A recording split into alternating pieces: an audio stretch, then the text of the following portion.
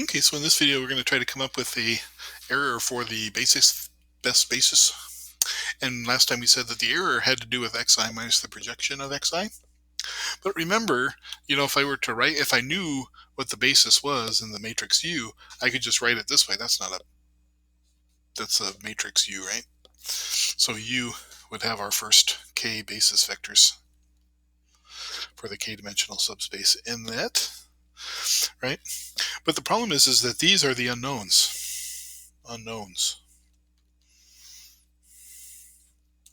For now, they're the unknowns. So what we need to do is we kind of need to take us a little bit of a step back and see what this actually looks like in terms of each of the columns of U. Okay, and so that's what we're about here in the notes on page 61. So it's probably a good idea to read this over and maybe look at it as we go. We'll be talking about it. Good. Okay, so let's get on to it. So let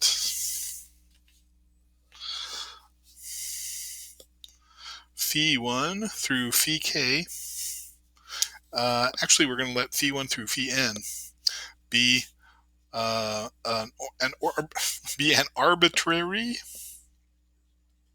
orthonormal basis for Rn.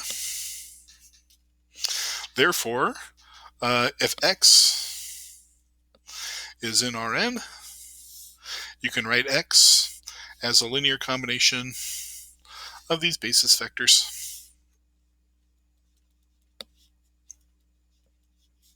Cn. Actually, we can say even more, right? What are the coefficients here?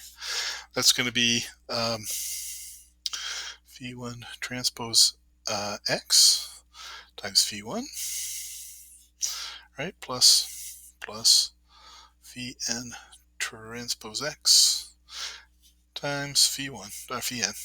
Now this is only possible, right, because the basis is orthonormal, right? Otherwise you would actually have to solve for your coordinates. Good. So what can we do with that? I think there is a way we can write this now, because now we see that the magnitude of x squared, I'm thinking of it as x dot x. Now, if you dot this with itself, right, what happens is, well,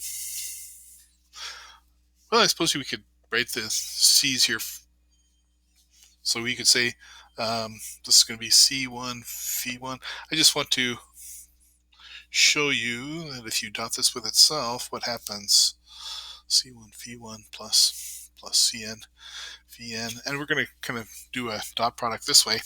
If I take c1 dot c1, or c1 phi1 times c1 phi1, I get c1 squared times phi1 transpose phi1, right? When I take the dot between those two, that's equal to 1, by the way. Plus, and then c1 phi1 dot c2 phi2 would be 0. c1 phi1 dot c3 phi3 would be 0. Plus dot dot dot plus c1 phi1 dot cn phi n. Boy, that's a tongue twister. Because the phis are orthonormal, right? You're still going to get a 0. And so these are all going to be 0 except for the entries where you are dotting the vector with itself. And I think we showed this. This is the Pythagorean theorem, right? In an earlier chapter. Okay, and so we also know what the CIs are, so we can say x squared is equal to phi1 transpose x squared plus phi n transpose x squared. Now we're going to do a little trick like we did last time. I'm thinking of this as being just phi1 transpose times x1, by the way. Oops, that's just an x, sorry. Times, now I'm going to write this again, but in reverse order. So that's x transpose times phi1 plus, oops, did I write these? No, this will work. Plus phi n transpose x transpose phi n. There we go. Good. Um, so what I want to think about here is that this, if I'm just focusing on phi1, I could rewrite this, the magnitude of x squared, as this quantity, phi1 transpose x, x transpose phi1, plus, and then this is going to be what we don't use. This is the leftovers if we only use x1 or phi1, sorry, as our basis. And so this is what we're going to be actually talking about as our error. So this is going to be defined to be the x error squared. Okay, and so in terms of our coordinates, right, that's c2 squared to cn squared is right there. Good. And so you can do this, you can rewrite this then for any x. This is true for all x in Rn. True for all x in Rn. Good.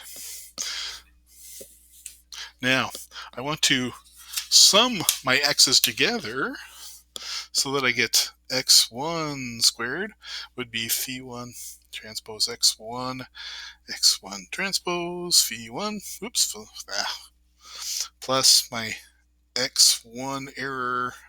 I'm going to put the 1 up there for the error so it doesn't get in the way. Okay, and then I can write x2 the same way. How many data points do I have? I've got p points, 2 error. So this is just really just rewriting everything plus. And I'm going to write all the way down. What's my last one? My last one is xp. I've got p data points. phi1 transpose xp, xp transpose phi1 plus. So these are vectors, right?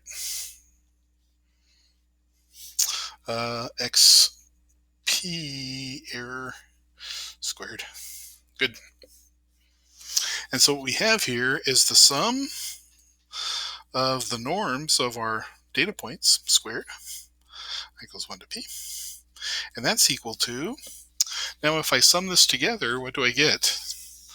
I can factor phi1 transpose out of the front, and then I've got x1 transpose plus xp. Does this look familiar? P transpose times phi1.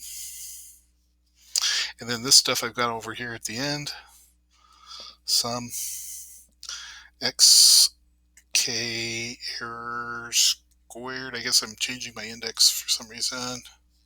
Good. Okay, so this almost looks like the covariance matrix. I just need to divide by p minus 1 to get it.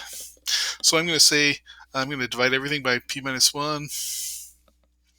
And so what do we get if we do that? We get something we're going to work with. We get that 1 over p minus 1 times the sum I equals 1 to p of xi squared is equal to phi1 transpose c phi1 plus some error function, the summed, I guess we could say I equals 1 to p. 1 over p minus 1. This is just a scaling factor, so it's not going to matter for our error function. It just rescales the error to whatever you want. Okay, very good.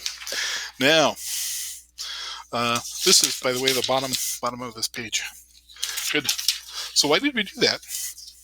Well, we did that because I want us to observe the following. What is known and what is unknown in this expression? Right? Because what is known is all the data, xi. C is a known matrix if you know all the data. It's the phi. Phi is unknown. This is unknown. Right? Also, the error deals with the phi2 through phi n, so that's also got some unknowns in it, right? But think about this. This side is constant with respect to this problem, right? And it's constant because we only have p data points, right? This does not change in our problem. It's just the phis that change. So therefore, if I want to minimize the error,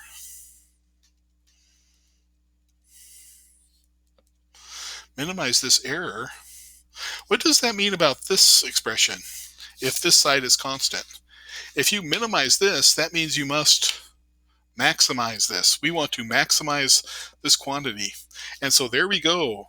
In order to minimize this error, to minimize the error,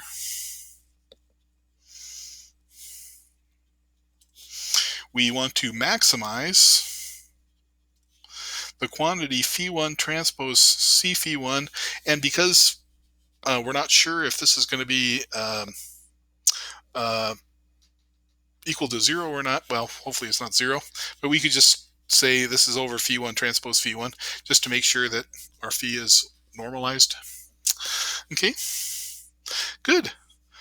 And so this problem is a lot easier because the unknown goes from having a full set of n eigenvectors, or a full set of n basis vectors, to just a single basis vector, right?